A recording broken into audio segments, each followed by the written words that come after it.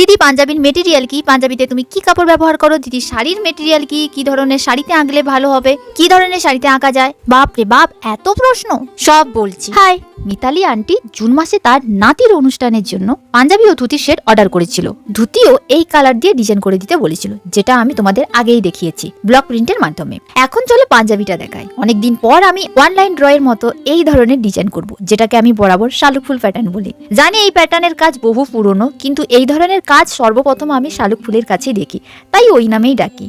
একজন কমেন্ট করে বলেছিল এই ধরনের কলকাকে কি নামে ডাকা হয় বা বলে।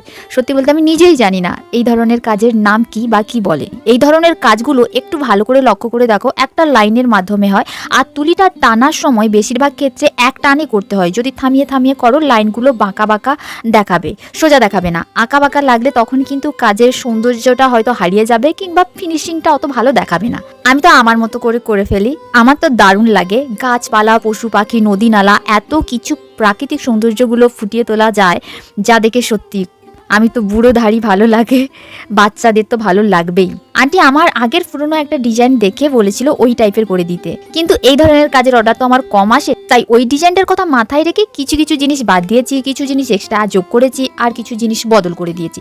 যেমন কুড়ে ঘরের প্যাটার্ন বা স্টাইলটা চেঞ্জ করে দিয়েছি, জলে কিউট কিউট শালুক ফুলের সাথে শালুক পাতা যোগ করেছি। দুঃখের বিষয়ে অরিজিনাল মাল্টি কালারগুলো বোঝা যাচ্ছে না। ধুতির ভিডিওতে বলেছিলে ধুতির কাপড় কি, পিওর কটনের। একটা কথা বলি, শাড়ির ক্ষেত্রেও তোমরা একই প্রশ্ন করো। শোনো, আমি শাড়ি কিংবা ধুতি কিংবা পাঞ্জাবি যত কিছু অর্ডারের কাজ করি, সমস্ত কিছুর মেটেরিয়াল কিন্তু পিওর কটন থাকে, বাট সমস্ত কিছুর কাপড় আলাদা আলাদা কোয়ালিটির হয়। এই বিষয়ে আমার বাপি অভিজ্ঞ মানুষ, উনি আনে, উনি জানে। নিজের জন্য আমি হ্যান্ডলুম শাড়িতে আঁকলেও অর্ডারের শাড়িগুলো কিন্তু পিওর কটনই থাকে। ক্লায়েন্টের অর্ডারের জিনিসে কোয়ালিটি নিয়ে আমি কোনো কম্প্রোমাইজ করি না, তাই যারা কোয়ালিটি বোঝে তারাই অর্ডার করে। তাই এই বিষয়ে আজ পর্যন্ত কোনো ক্লায়েন্ট কোনো কিছু বলেনি এবং বলতেও পারবে না। তার কারণ আমাদের পোশাক ও কাটিং এর দোকান, বাপি ওইসব ভালো করে চেনে, কোয়ালিটিগুলো ভালোই বোঝে। আমি ওইসব বুঝি না, আমি শুধু এখান থেকে ওখান থেকে এনে বা এঁকে এক্সপেরিমেন্ট করে দেখি যে কোনটাতে করা যাচ্ছে বা যাচ্ছে না, কি প্রবলেমগুলো হচ্ছে। তারপর যেটা ভালো সেইটা আমি বাপিকে দেখিয়ে দিই, বলে দিই, আর তারপর বাপি ওই ভালোটাই আনে। বাস এই হলো সোজা হিসেব। কিন্তু সবের কাপড় আলাদা আলাদা হয়, মানে পাঞ্জাবির কাপড় আলাদা, ধুতির কাপড় আলাদা, শাড়ির কাপড় আলাদা, কিন্তু সবগুলো পিওর কটনের। আন্টির তো খুব পছন্দ হয়েছে, প্লাস বাড়ির সবাইরও খুব পছন্দ হয়েছে, এবং বাকিরা যারা এসেছে তারাও নাকি খুব সুন্দর বলেছে।